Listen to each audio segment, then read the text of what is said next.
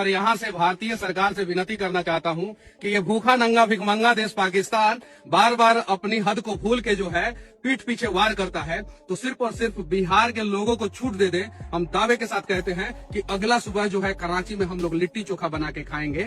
अभी आप बोलने की स्थिति में है? हाँ, बोल सकते हैं। तो हम लोगों को जो ये खबर सुनने को मिला कि आपको घेर के मारा गया था, ये तो क्या ये सच में सही है? एकदम बिल्कुल सही है। और वो तो मारना नहीं होता है, वो तो जान से मारने का प्रयास हो रहा था वहाँ।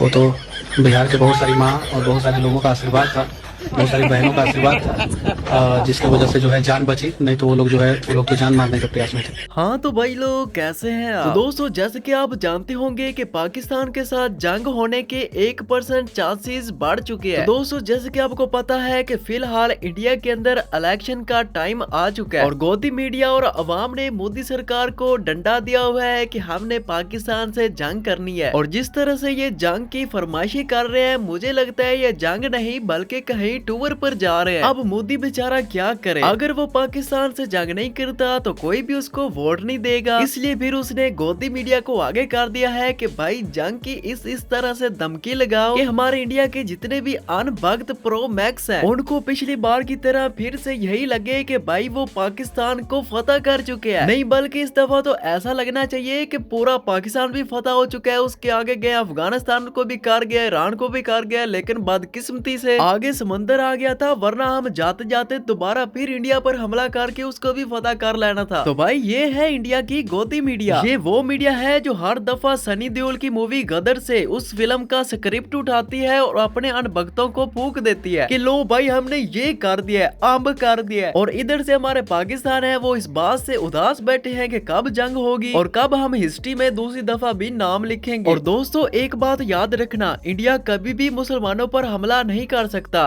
क्योंकि इनका जो हनुमान है वो मुसलमान था। अगर नहीं यकीन आ रहा तो भाई ये वीडियो देखें। जहाँ तक हमारा मानना है हनुमान जी जो थे वो मुसलमान थे। अस्सलाम वालेकुम।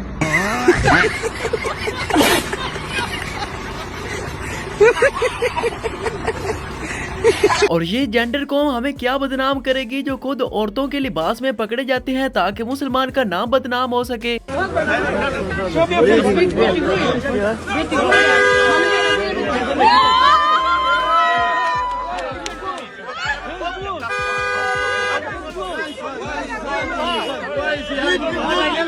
इस कौम को अपनी गति मीडिया का शुक्र अदा करना चाहिए जो हर दफा इनको पाकिस्तान से जंग जितवा कर दे देती है। और भाई तब तक आप हमसे जंग जीतते रहेंगे जब तक आपकी ये खोती मीडिया सलामत रहेगी। जो इसराइल की जंग हो तो पाकिस्तान का नाम 100 बार ले लेते हैं। इंडिया में कोई बच्चा पैदा हो जाए तो भाई इल्जाम पाकिस्तान पर आ जाता है। अगर यहाँ पर कोई कबूतर उड़कर आ जाए तब भी इल्जाम पाकिस्तान पर, कोई गुब्बारा उड़कर आ जाए तो भी पाकिस्तान कसूरवार है। ओ भाई हम इन कार्टून लोग से जंग करेंगे, अबे इन लोगों से तो हमारा मीम का वार भी बर्दाश्त नहीं होता और ये जंग कैसे बर्दाश्त कर जाएंगे। यही बात मैं मोदी जी से आज कहूंगा कि मोदी जी इस बार पक्का इलाज करना, पक्का इलाज करना इनका, और इनका ऐसा इलाज करना कि इनकी पुश्तें याद रखें। कुछ तो आपको करना पड़ेगा सर, आपको कुछ करना पड़ेगा। एक बार भारत की फौजें घुस गई पाकिस्तान के अंदर, नाक से लकीरें खिंचवा देंगी। अब इंडिया वाले जंग एक ही तरीके से जीत सकते हैं। मोदी जी को चाहिए कि पाकिस्तान के तमाम सोशल मीडिया को इंडिया में बैन कर दिया जाए ताकि इनको किसी किस्म की वहाँ पर कोई भी इंफॉर्मेशन ना पहुँचे। अगर मोदी साहब इलेक्शन जीतना चाहता है तो ये काम जरूर करे और इंडिया को एक बार जंग सोशल मीडिया पर जरूर जितवाए। एटम बम से कोई इंप्रेस नहीं होता, उसकी 2 कौड़ी की औकात नहीं तुम्हारे एटम बम पे। भीख तुम मांगते रहते हो, एक हाथ में एटम बम है, एक हाथ में कटोरा है और तुम्हारे हाथ में ये।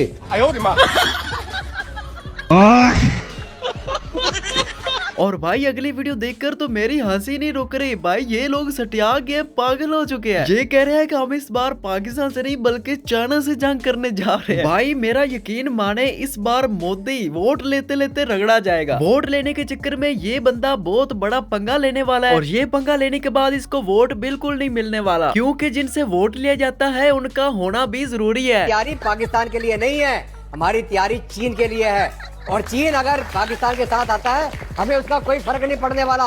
ये जो ब्रह्मोस है या हमारे S-400 है, किसके लिए लाए थे हम? चीन के लिए। हम चीन के साथ लड़ने की क्षमता रखते हैं। 1962 के बाद चीन को हमने यानी खुद होके मारा था 1967 में। ठीक है, तो हम चीन से नहीं डरते हैं, कुछ हमारी घंटों में आबादी घुटनों चीन से पर- ज्यादा है। ठीक है, पाकिस्तान को हम कुछ घंटों में ही घुटनों पर ला देते हैं, हमारी लीग में नहीं है, उसे तो हम बख्श रहे हैं कि शांति से बैठे रहो, हमें अभी अपनी इकोनॉमी सुधारनी है, युद्ध में नहीं पड़ना है। असल तैयारी तो चीन के लिए है। दीदी वाह दीदी, दीदी वाह दीदी, दीदी। अच्छा यार, आज मुझे पता चला कि इंडिया वाले क्यों कहते हैं कि जंग हम जीते हैं। भाई ये वाली वीडियो मैं आपको दिखाऊंगा, मजा ना आए तो भाई पैसे वापस। भाई ये मीडिया वाले कह रहे हैं कि हमने पाकिस्तान की ऐसी ऐसी चीजें तबाह की हैं जो पाकिस्तान में पाई नहीं जाती। ऐसी चीजें हमने अपनी जिंदगी में नहीं देखी जो ये लोग गिना रहे हैं हमें। आप जरा ये वीडियो चेक करें। इंडिया ने 9 से 10 तक पाकिस्तानी फाइटर जेट उड़ा दिए। 5 हाईटेक फाइटर जेट्स तो एयर में शॉट डाउन। 4 से 5 F-16 जिसपे अमेरिका को बड़ा गर्व है, इसलिए ट्रंप आजकल पागल हो गया, इसीलिए उसने सीज फायर करवाया। 5 F-16 तो ग्राउंड पे उड़ा दिए, खड़े खड़े हैंगर्स तोड़ दिए, फाड़ दिए एयर। और ये जाहिल ऐसी चिल्लाते कि हमने प्लेन गिरा दिया, अबे तुम्हारा पायलट मर गया भाई। बहुत बड़ी पोस्ट होती है। राडार और कमांड सेंटर तो, कंट्रोल सेंटर तो बहुत उड़ा दिए।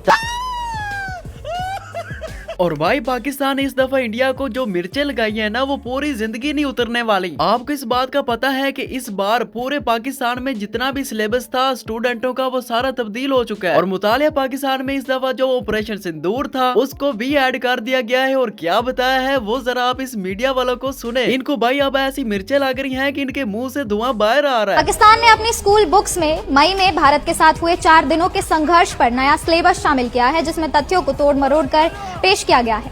मीडिया रिपोर्ट्स के मुताबिक इन किताबों में दावा किया गया है कि भारत ने बिना किसी कारण के 7 मई 2025 को पाकिस्तान पर हमला किया और कश्मीर के पहलगांव में हुए आतंकी हमले का झूठा आरोप लगाया। पाकिस्तानी किताबों में दावा किया गया है कि भारत ने युद्ध शुरू किया और पाकिस्तानी सेना ने जवाबी कार्यवाही में भारत के 4 राफेल फाइटर जेट्स और कई हवाई ठिकानों को तबाह कर दिया। अरे बाप रे, ये तो धोती खोल रहा है।